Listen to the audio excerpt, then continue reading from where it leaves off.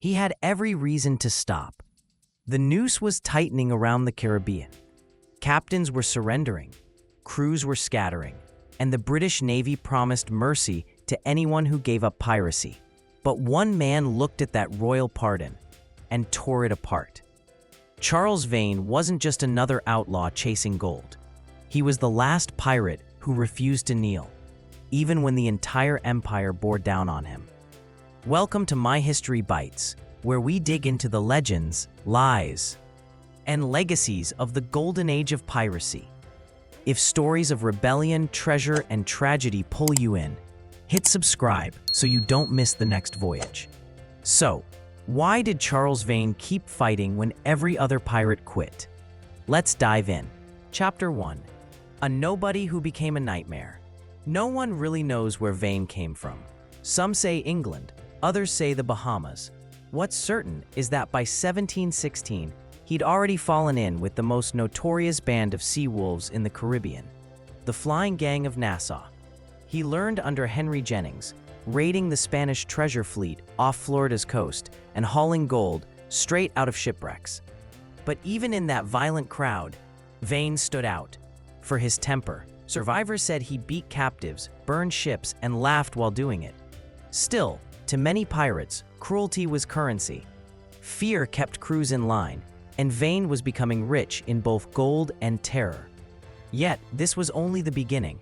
The British crown was watching, and soon the world of pirates was about to collapse. Chapter 2. The King's Pardon and Vane's Defiance. In 1718, King George I offered a deal. Surrender now, keep your life. Hundreds of pirates accepted, including men who'd once flown the black flag proudly. But Vane? He spat on it. He told his crew that any pirate who bent the knee deserved to hang anyway, that the pardon was a trap. And he wasn't entirely wrong. Many who surrendered were later arrested or pressed into naval service. When Royal Governor Woodes Rogers arrived at Nassau with warships and pardons in hand, most pirates welcomed him. Vane raised a black flag. That single act turned him from a wanted man into a living symbol of defiance. But symbols can't outrun cannon fire forever. Chapter 3. The Fire Ship Escape.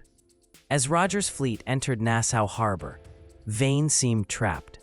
Escape was impossible until he invented a way.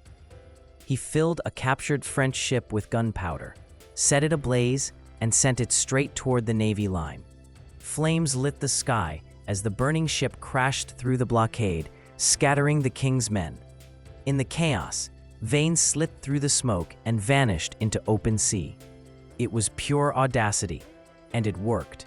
For a moment, the legend of Charles Vane burned brighter than any fire ship. But arrogance, like fire, consumes everything around it. Chapter 4. A captain feared by all. Now free again, Vane ruled the seas between the Bahamas and Jamaica. He raided merchant ships, tortured captains, and grew increasingly paranoid. He demanded obedience and punished anyone who questioned him. Crews whispered that he'd lost touch with reality.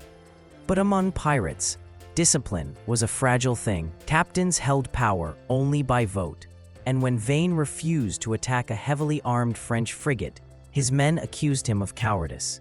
The final insult came when his quartermaster, Calico Jack Rackham, led a mutiny. In a single night, the terror of the seas was thrown off his own ship and set adrift with a handful of loyal followers. Vane's empire was gone, and the ocean he'd once ruled turned against him. Chapter 5. The Storm, the Island, the Betrayal. In 1719, a hurricane slammed into Vane's sloop. It tore the mast, drowned his crew, and threw him onto an uninhabited island in the Bay of Honduras. Days turned into weeks. With no ship and no allies, the once unstoppable pirate was reduced to a castaway, scraping food from the sand. When another vessel finally appeared, a passing English ship, Vane thought he was saved. But fate had other plans. The ship's captain recognized him immediately and had him chained to the deck. After years of escaping the crown's justice, Vane was finally delivered to it by chance. He'd fought navies, mutinies, and storms, but even he couldn't fight luck. Chapter 6. Trial, Rope, and Legacy. In March 1721, Charles Vane stood before a court in Port Royal. The man who'd mocked the king's pardon now faced the king's noose. Witnesses lined up to testify, merchants, sailors, even former crewmen. Vane said little, no apology, no plea. When the sentence came, he accepted it with the same defiance that had defined his life. On the morning of his hanging, some said he laughed. Others said he cursed the crowd.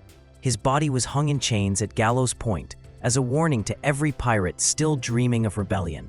But the warning didn't erase him, it immortalized him. Chapter 7. Why he never quit. So why did Vane refuse to surrender when everyone else did? Maybe it was pride, maybe vengeance, or maybe he just believed that freedom, even a brutal, lawless freedom, was worth dying for. Some historians think he was more political than people realize, a man who hated British authority so much he'd rather perish than serve it. Others say he was just too violent, too stubborn, too far gone to ever stop. Whatever the truth, his story became the dividing line between two worlds, the wild, chaotic freedom of piracy and the disciplined order of empire. When the rope snapped tight around Charles Vane's neck, the Golden Age of Piracy was already fading. But his refusal to quit, that became legend. Vane's name doesn't appear on lists of pirates who retired rich, or those who turned kingsmen. He's remembered as the one who burned everything, including himself, rather than bend. A monster to some, a martyr to others, and a reminder that rebellion always ends the same way, with a fight you can't win. But maybe that was his point, because to Charles Vane, surrender wasn't peace, it was betrayal. And that's why, 3 centuries later, we still talk about the pirate who refused to quit.